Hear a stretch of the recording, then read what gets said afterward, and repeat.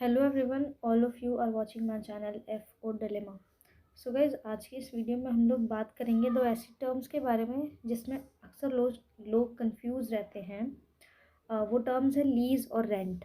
दोनों का मतलब समझेंगे क्या होता है और इन दोनों के बीच का फ़र्क क्या होता है।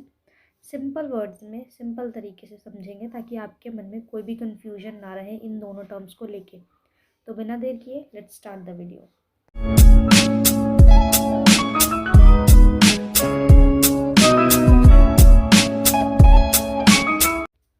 तो इन दोनों के डिफरेंसेस बताने से पहले जो कुछ एक आध इम्पॉर्टेंट चीज़ें हैं जो आपको समझने के लिए ज़रूरी हैं इन दोनों के डिफरेंसेस को, वो मैं आपको बताती हूँ। जब भी हम लीज़ की बात करेंगे तो हमें लीज़ पढ़ते वक्त या लीज़ जब भी मैं आपको समझाऊंगी तो दो पार्टीज़ की बात होगी। एक होगा लेसर और एक होगा लेसी। तो लेसर कौन होता है? जिसकी वो प्रॉपर्टी होती है। इस पूरी वीडियो में मैं कंसिडर करूँगी एक घर को। तो जिस भी पर्सन का वो घर है, वो पर्सन अगर वो उसे लीज अग्रीमेंट पे दे रहा है तो वो पर्सन जिसका घर है वो हुआ लेसर, और जिसे वो घर लीज पे दे रहा है वो हुआ लेसी। अब इसी के ऑपोजिट रेंट पे आ जाओ। रेंट में भी दो पार्टीज़ होती हैं। अगर हम एक और घर को कंसीडर करें, उसकी दो पार्टीज़ में कौन कौन आएगा? एक होगा लैंडलॉर्ड और दूसरा होगा टेनेंट। लैंडलॉर्ड कौन? जिसका वो घर है, ठीक है। और टेनेंट कौन? जो उस घर में रह रहा है। रेंट अग्रीमेंट के थ्रू इन दोनों का अग्रीमेंट हुआ है, ठीक है। तो लेसर और लेसी लीज अग्रीमेंट के लिए, लैंडलॉर्ड और टेनेंट रेंट के लिए। अब बढ़ते हैं आगे, इन दोनों के डिफरेंसेस को समझते हैं। तो लीज एक इस टाइप का एग्रीमेंट होता है जो लेसर और लेसी के बीच में होता है, जिसमें लेसर जो है वो अपनी किसी प्रॉपर्टी को यूज़ करने की परमिशन देता है लेसी को, और उसके बदले वो लेसी उसको कुछ मनी पे करता है, ठीक है। दूसरी तरफ आप रेंट को देखोगे तो रेंट भी इसी तरीके का होता है। जो माइनर डिफरेंसेस है मैं आगे बताऊंगी।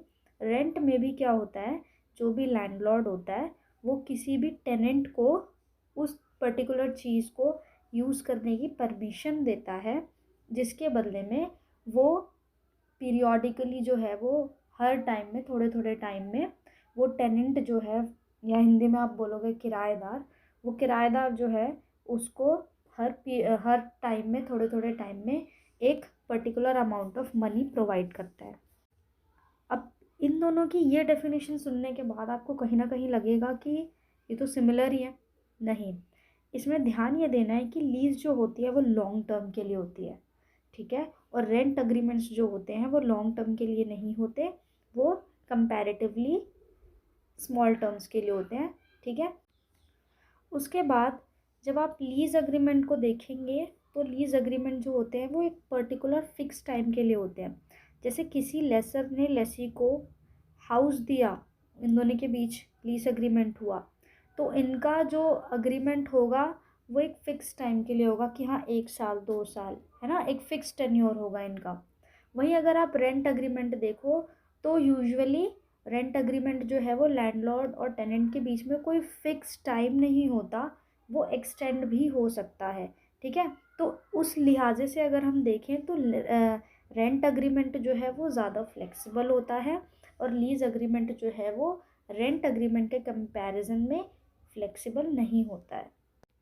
इसी चीज़ से एक इंटरलिंक्ड पॉइंट है कि जैसा मैंने बताया कि फ्लेक्सिबल होता है रेंट एग्रीमेंट और लीज एग्रीमेंट फ्लेक्सिबल नहीं होता। सो इसको ध्यान में रखते हुए एक चीज़ और ध्यान में रखनी है कि रेंट एग्रीमेंट जो है, क्योंकि वो फ्लेक्सिबल होता है, तो जब एक पर्टिकुलर टाइम के बाद वो ख़त्म हो जाता है रेंट एग्रीमेंट, तो अगर टेनेंट चाहे या किराएदार चाहे कि उसे वो अग्रीमेंट इंक्रीज़ करना है तो वो उस अग्रीमेंट का ड्यूरेशन इंक्रीज़ करवा सकते हैं। वहीं उस लीज़ अग्रीमेंट के केस में ये चीज़ थोड़ी डिफ़िकल्ट होती है। लीज़ अग्रीमेंट में फ़्लो ऑफ इनकम जो है वो स्टेबल होता है, क्योंकि मैंने पहले ही बताया कि फ्लेक्सिबिलिटी का स्कोप कम है। वहीं रेंट अग्रीमेंट में क्योंकि फ्लेक्सिबिलिटी का स्कोप ज़्यादा है तो फ्लो ऑफ इनकम वेरी कर सकती है मंथ टू मंथ, ठीक है। नेक्स्ट पॉइंट, लीज अग्रीमेंट की जो भी इंस्टॉलमेंट्स होती हैं, जो भी अमाउंट होता है, वो या तो मंथ टू मंथ दिया जाता है या ईयरली बेसिस पे भी दिया जाता है। बट आप अगर रेंट एग्रीमेंट देखोगे तो उसकी जो पेमेंट है वो वीक टू वीक भी हो सकती है, मंथ टू मंथ भी हो सकती है। समझ रहे हो आप? थोड़ा फ्लेक्सिबिलिटी आपको रेंट एग्रीमेंट्स में हमेशा दिखेगी। अब आते हैं लास्ट पॉइंट पे। लीज अग्रीमेंट में क्या होता है कि जब भी जो लेसी है उसने प्रॉपर्टी को लिया हुआ है लीज एग्रीमेंट पे, तो अगर उस प्रॉपर्टी का कोई भी नुकसान होता है तो उसके लिए जो है उसको रिपेयर कराने का रिस्पॉन्सिबिलिटी जो होता है वो लेसर का नहीं होता, लेसी का होता है। वहीं दूसरी ओर भी सेम चीज़ रेंट एग्रीमेंट में भी यही होता है कि अगर जो भी प्रॉपर्टी उस टेनेंट ने ओन कर रखी है उस पर्टिकुलर पीरियड के लिए, तो उसमें अगर कोई ख़राबी होती है, कुछ डिस्ट्रक्शन होता है, तो उसको रिपेयर करने का काम टेनेंट का होता है, लैंडलॉर्ड का नहीं।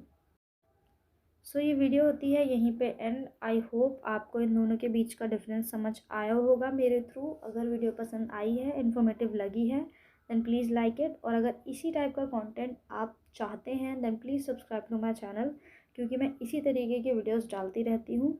और मेरे से अपडेटेड रहने के लिए उस बेल आइकन को ज़रूर प्रेस कर लेना ताकि मेरी कोई भी वीडियो आपसे मिस ना हो।